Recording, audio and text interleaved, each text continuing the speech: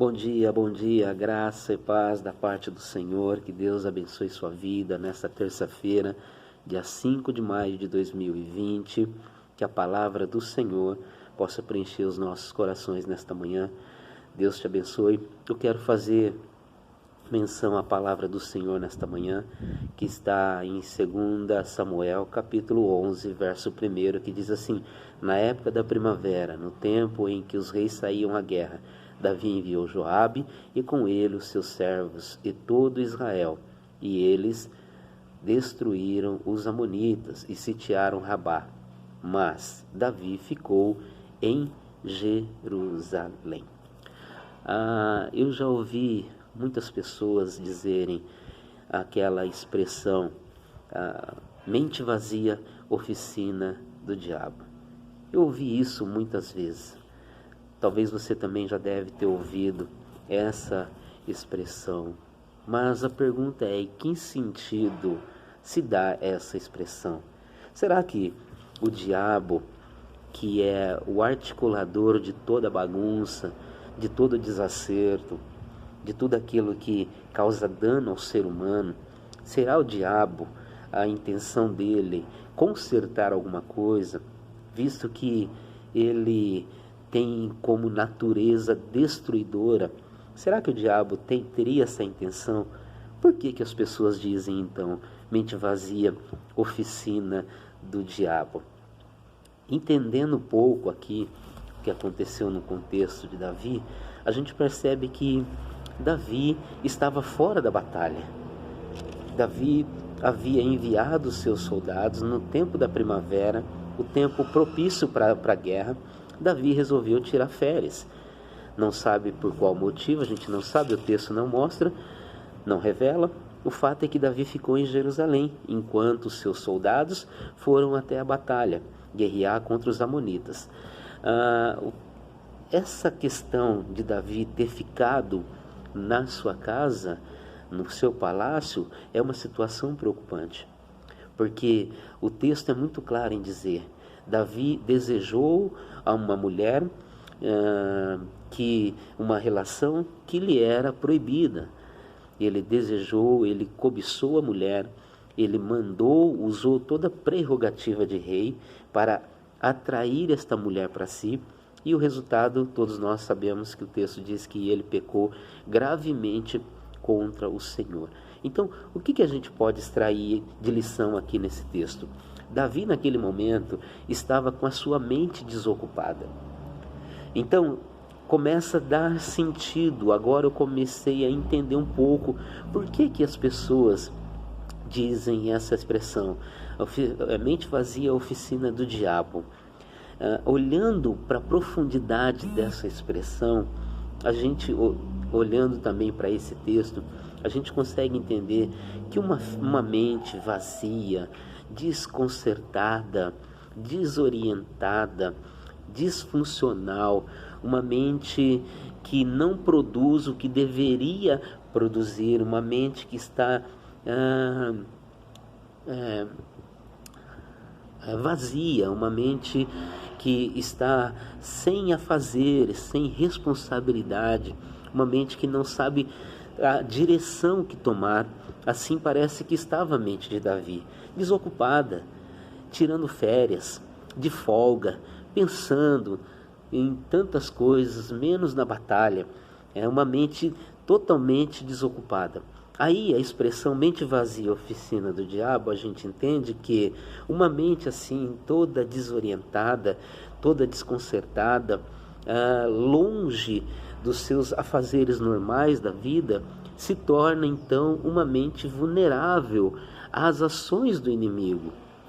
Ou seja, uma mente que está toda desconcertada, vem o diabo na intenção de consertá-la, agora uma ilustração, na intenção de consertar essa mente, a fim de ser instrumento nas mãos dele.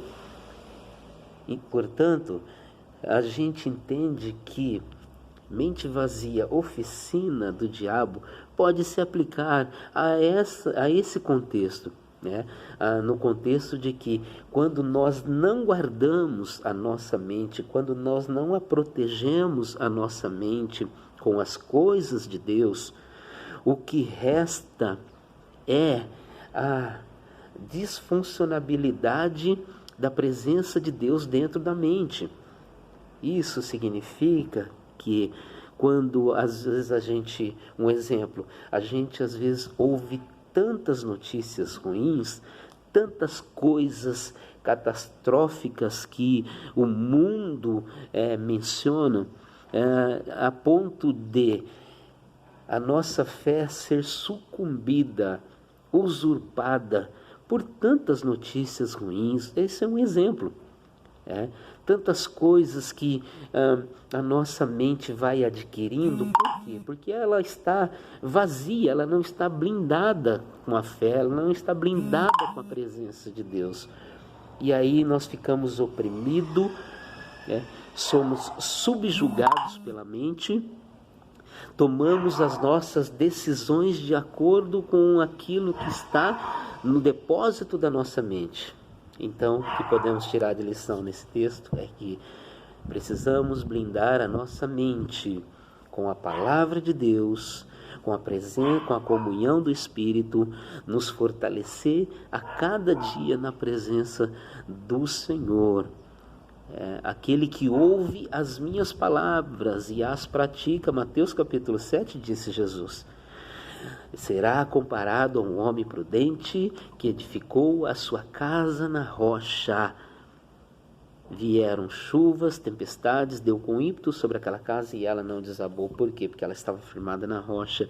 A sua mente estava voltada para a palavra de Deus. Então guarda a sua mente. Salomão diz que sobre tudo que se deve guardar, guarda a sua mente. No conceito israelita, o campo do entendimento, o coração era a mente. Então, da mente se tomavam decisões, da mente, então, discerniam as coisas de Deus. Então, nós precisamos guardar a nossa mente. Guarda a tua mente, ocupa ela com as coisas de Deus. Não deixe a sua mente à deriva, sem norte, sem nenhuma direção. Pelo contrário, busque a Deus, busque em Deus resposta, busca em Deus soluções para saídas da vida. Que Deus te abençoe, meu irmão, nesta manhã. Entre na batalha, ocupa-se na batalha com Deus, guarda a tua mente da oficina do diabo.